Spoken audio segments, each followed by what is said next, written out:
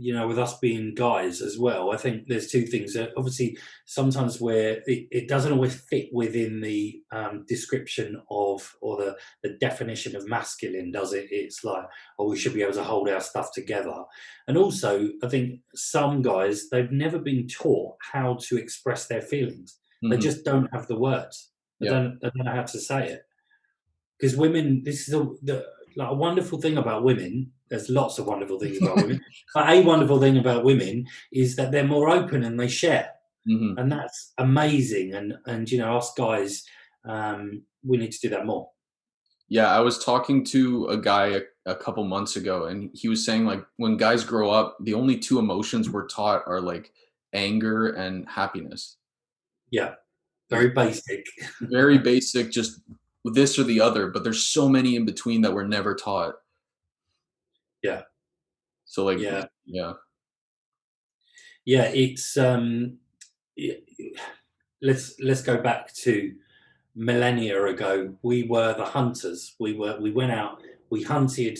It was straight focus. I'm looking at my prey, I'm going to kill it, I'm going to take it home. Very little communication, basic words, basic communication. Women were the ones that stayed at home. They kept the homes going. They sat around campfires and they spoke and they communicated.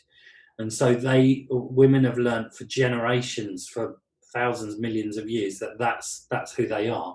And then us, we're focused. And one of the funny examples that I was using is, this is why men, when we watch a film, there's very little conversation, and we can't always focus on conversation and film, so we normally have to pause it. Whereas women can talk the whole way through and watch it because they're used to all these levels of communication. That's so And this is why so many women say to me when they're at home with their guy, they go, I hate watching films, because they want to talk. And the guy's like, we stop. Like, I'm trying to watch film. And women will say, well, what's going to happen? I don't know. I haven't watched it. Like, well, so their thought process is amazing what they do, because they're able to do all of that and watch it. Whereas the tendency for us is, we can do it, but the tendency is, I need silence. And then a bit of action happens and we'll go, oh, yeah, like talk about that. But actually, we need silence because we need to focus.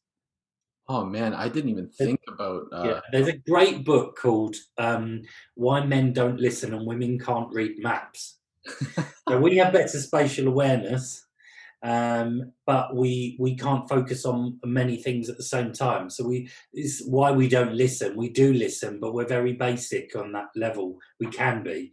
And obviously, if we're doing something else or we're thinking about something else, we're less likely to be able to focus it. It was a great book. I mean, how scientifically proven it is, I'm not sure, but it's a very good book to read, and it's very funny as well. yeah, I'll check that out.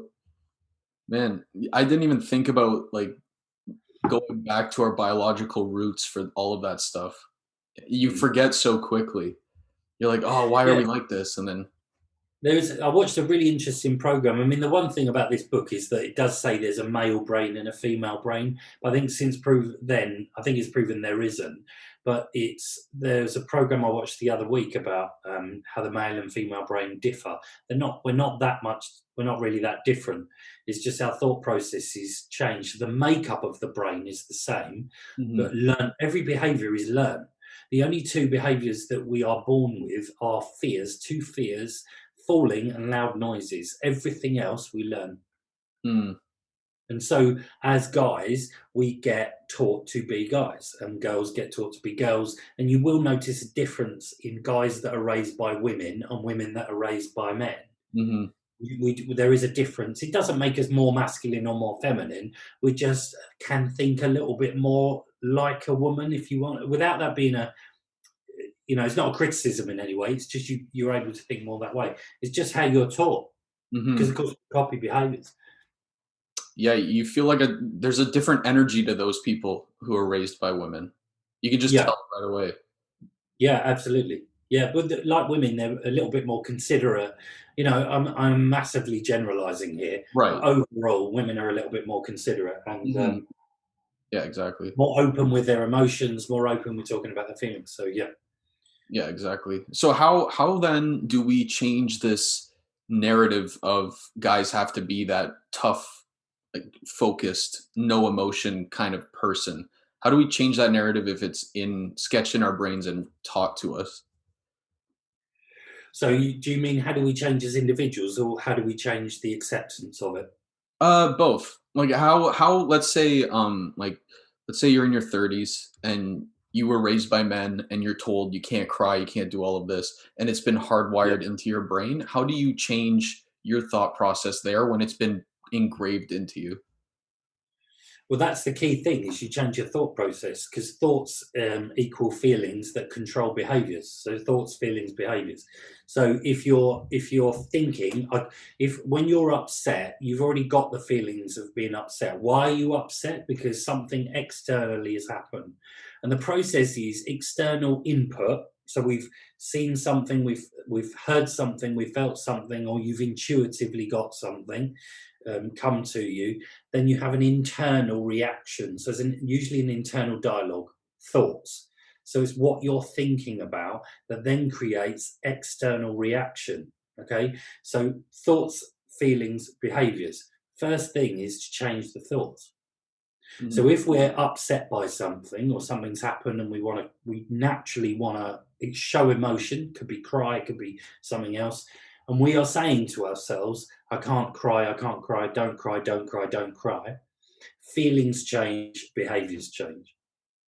But if we accept that, as it absolutely is, crying is a biological way to relieve stress.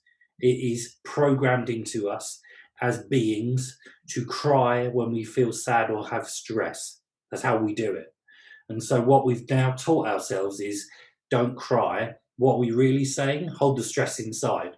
Mm, Now, I don't need to explain why that can be, detrimental to someone's health, both mental and physical, because we can bring on physical symptoms when we're holding in stress.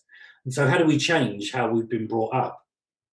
First of all, we have to accept that this change is a positive change. That's the first thing, because once we know it's a positive change, we're then more open to doing it.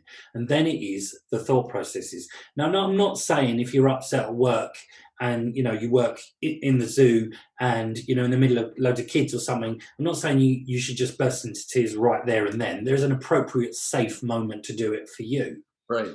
But it is about being able to do that without fear of judgment, right? I mean, we are, God, boys are blue, girls are pink, right? We have all these. You do it more. Well, the US do it. I don't know whether you do it in Canada, but these kind of parties where you burst a balloon, it's either pink or blue, and there's like these announcements. I can't remember what they're actually called, but Like, these announcements, and blue is a boy, girls are pink. yeah. Um, so we're programmed, girls are blue, boys are pink. And okay, we've got to differentiate, and I get that and I understand that. But it's when a boy wants to wear pink, or it's a girl that wants to wear blue, or play with a tractor, play with an army, and the boy wants to wear a skirt, and that's when when we go, everybody else is like, whoa, that's not acceptable, that's not socially acceptable because you don't fit within the mold. Mhm. So the moment we accept that molds don't exist, we've created them, they're man made, we've created it. The moment we accept that, it should allow us to say, do you know what's most important? Me just being my authentic self. And if that means I want to wear a dress or be, I don't know, do something that's predominantly associated with female, being a female, or the other way, men being more feminine, women being more masculine, for want of a better way of putting it. But we should just be able to accept that being our authentic selves is the right way to be.